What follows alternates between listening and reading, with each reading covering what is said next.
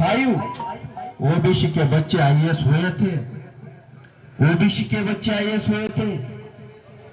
उनको non criminal की मर्यादा सामने रखते हुए सिंगल आउट कर दिया। पिछड़ों की जाति अगर गिनती का अवरोध नरेंद्र मोदी बना हुआ है, तो ये जो पार्लियामेंट चल रही है, ये पार्लियामेंट कहां से चल रही है? नागपुर के हेडक्वार्टर से चल रही है। पहली पीढ़ी मारी जाएगी, दूसरी पीढ़ी जेल में जाएगी और तीसरी पीढ़ी सत्ता में आएगी। हमारी पहली पीढ़ी मारी गई है, हमारी पहली पीढ़ी मारी गई है। अब दूसरी पीढ़ी जो है मेश्राम साहब के नेतृत्व में राष्ट्रव्यापी जेल भरो आंदोलन करने जा रही है। अभी तीसरी पीढ़ी जो है हमारे आने वाली, उनकी राह नहीं देखनी है सत्ता में आने के लिए। मेश्राम साहब के नेतृत्व में हम सत्ता में आएंगे। अरे इस देश के हम मूल निवासी है, इस देश के हम रहवासी है, इस देश पर, इस जमीन पर हमारा अधिकार है, ये तुम्हारे लोगों का अधिकार नहीं है। इसलिए हम आने वाले समय में बहुत बड़ा आंदोलन खड़ा करेंगे और ये सारे को 25 तारीख को याद रखिए, ये जो एनुअल मीटिंग हो रही है, एजीएम जो हो रही है, उसका आपको कड़ा विरोध करना होगा।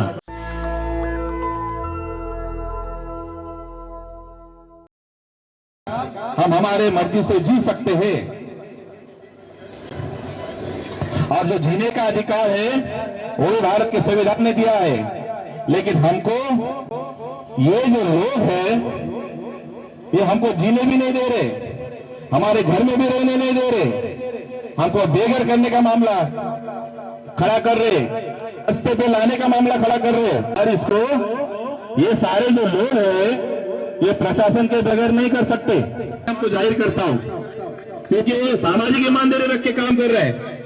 आज तक मैंने जितने भी मुसलमान लोगों में मैं गया, लेकिन ऐसा सामाजिक ईमानदारी का नेतृत्व मुसलमानों में मैं पहली बार देख रहा हूं कि वो आपकी लड़ाई लड़ रहे और स्ट्रॉन्ग तरीके से लड़ रहे, कागजात के साथ लड़ रहे।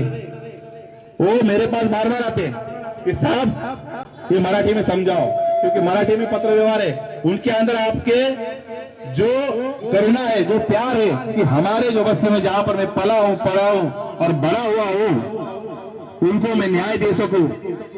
ये आपका बच्चा है, इसके साथ अगर आप खड़े रहेंगे तो सही मायनों में ये आपके सारे लोगों को, जितने भी अपात्र है, उसको भी पात्र करने में लगा देगा अपनी जान। नहीं बोलता, मैं गारंटी देता हूं। आप केवल उसके साथ समर्थन में खड़े हो जाओ। इनको ना नंगा करके हम लोग छोड़ेंगे अगर आप इनका साथ सहयोग देते हो तो, क्योंकि मामूली पार्टी नहीं है। हमारे पीछे मूल निवासी नायक वामन मेश्राम साहब ये हमारे बहुजनों की लड़ाई लड़ रहे, रास्ते पे भी लड़ाई लड़ रहे और सुप्रीम कोर्ट में, न्यायालय में भी लड़ रहे। इसके लिए आपको कुछ भी खर्च होती है और आपको कुछ भी डर होता है, आपके ऊपर कोई भी अन्याय होता है, तो हम आपके साथ है, हम आपके आगे रहेंगे। आप हमारे साथ में रहो, आपके लिए हम लोग यहाँ पर खड़े और आपका नेतृत्व अभी यहाँ पर एस्टैब्लिश हो चुका है सलीम शेख के द्वारा। अगर आपको घर चाहिए, आपको ईमानदारी से रहना है, स्वाभिमानी स्वावलंबी जीवन अगर जीना है, तो इनको साथ दो। सही मायनों में आपको आजाद करके रहेंगे। आपके सोसाइटी के लोगों को जो इतने सालों से जो भ्रष्टाचारी जो कर रहे हैं, अब इसमें हैरान करने वाली माने साहब एक बात है, ये जो ऑर्डर निकाला गया, ये ऑर्डर जय हिंद गांधीनगर झोपड़ा महासंघ के द्वारा निकाला गया और यही लोग अभी नेतृत्व नहीं कर रहे, वो भी पीछे के दरवाजे से भाग गए, बल्कि उनको नेतृत्व करना चाहिए था। अभी आपको समझ में आया होगा कि इसके अंदर कितना बड़ा घोटाला है। वो लोग ने आपका नेतृत्व करना चाहिए ना, उन्होंने याचिका दाखिल की, उन्होंने सारे कागजात किए, उन्होंने ये ऑर्डर लाई, लेकिन उसको अमल में लाने के लिए उनको पहल करनी चाहिए थी, नहीं कर रहे। तो मुझे उसके ऊपर ज्यादा डाउट हो रहा है झोपड़ा महासंघ के ऊपर भी, कि वो भी बिल्डर के साथ मिले हुए ऐसा लग रहा है। तो साथियों, आने वाले समय में हम लोग अगर ऐसा नहीं होता है, एसआरए के ऊपर बहुत बड़ा विशाल आंदोलन हम लोग खड़ा करने जा रहे हैं। अभी उनको सारे अधिकारी को हम लोग नंगा करके रहेंगे। जो भ्रष्टाचारी लोग हैं उनको हम लोग अभी रास्ते पे भी आने नहीं देंगे। और ये सारे के जो हुए घपला और घोटाला, वो कार्यालय बन चुका है। जिसके पास पैसा है, हाँ उसको पात्र, 3 लाख 4 लाख 5 लाख माने साहब पात्र करने के लिए पैसे लेते हैं।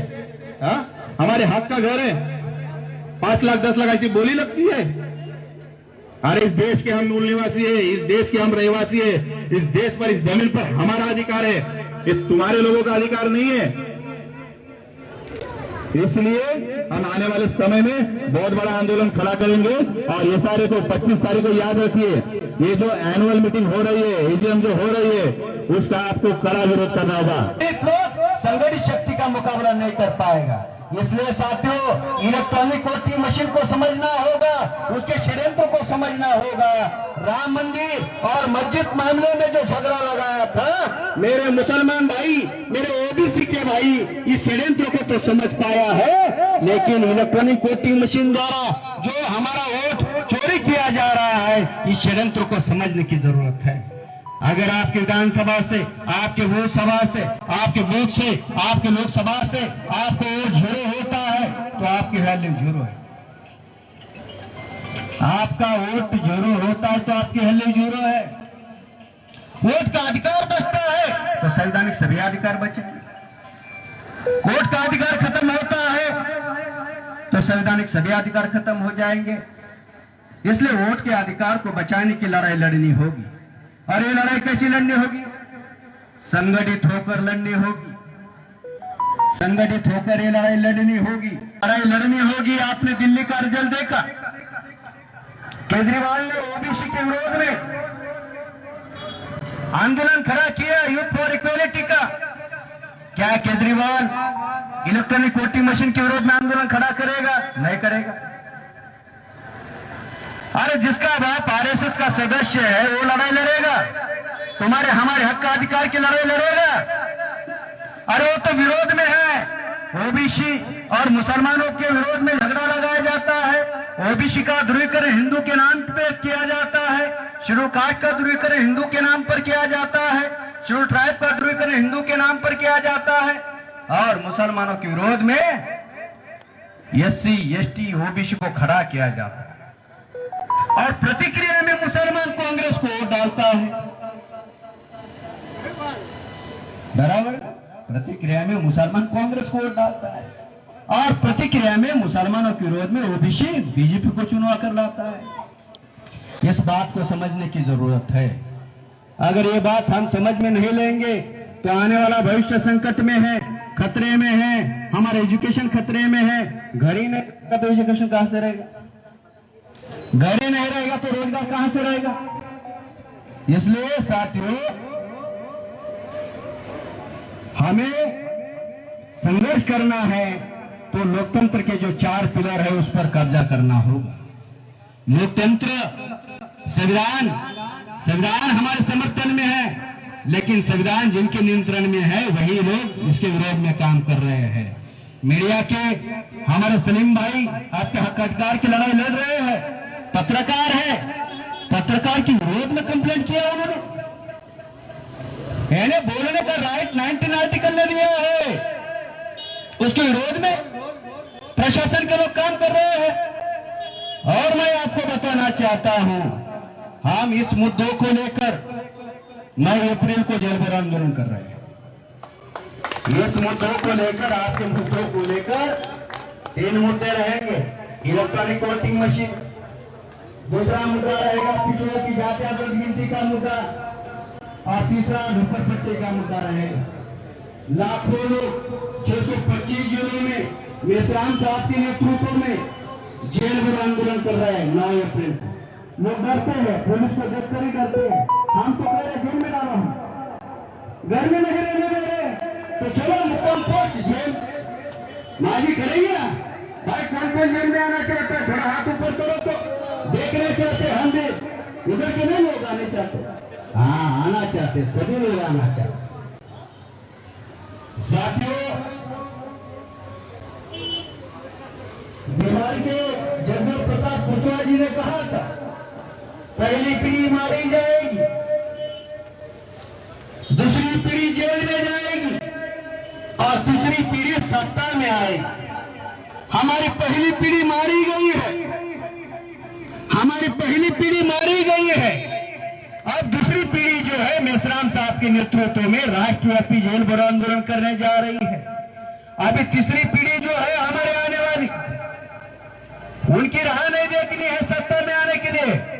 मेश्राम साहब के नेतृत्व में हम सत्ता में आएंगे।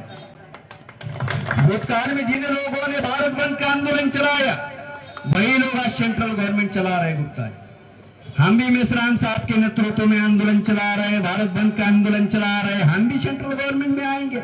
आएंगे कि नहीं आएंगे? क्योंकि कांग्रेस को वोट तो मुसलमानों का चाहिए, कांग्रेस को वोट तो मुसलमानों का चाहिए, लेकिन कांग्रेस की भागीदारी नहीं चाहिए, सत्ता में भागीदारी नहीं चाहिए, सत्ता में पार्टी नहीं चाहिए। वोट तो कांग्रेस को मुसलमानों का चाहिए, वोट तो ओबीसी का चाहिए। अभी जो ओबीसी नरेंद्र मोदी है मुखवाटा है, मुखवाटा है ओबीसी के विरोध में। 395 ओबीसी के बच्चे आईएएस हुए थे, ओबीसी के बच्चे आईएएस हुए थे। उनको नॉन क्रिमिनल की मर्यादा सामने रखते हुए सिंगल आउट कर दिया। पिछड़ों की जाति अगर गिनती का अवरोध नरेंद्र मोदी बना हुआ है, तो ये जो पार्लियामेंट चल रही है, ये पार्लियामेंट कहां से चल रही है? नागपुर के हेडक्वार्टर से चल रही है।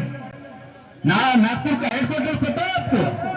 मोहन भागवत बैठता है, वो से हेडक्वार्टर को घेरने का काम माननीय वामन मेश्राम साहब के नेतृत्व में 6 अक्टूबर 2022 को हमने किया। अभी जो लोग हमें घर से खदेड़ने का काम कर रहे हैं ना, कल क्या हो सकता है तो चेतावनी दे रहा हूं, याद रखो। अधिकारी लोगों को चेतावनी दे रहा हूं, याद रखो। फडणवीस सरकार को चेतावनी दे रहा हूं, याद रखो।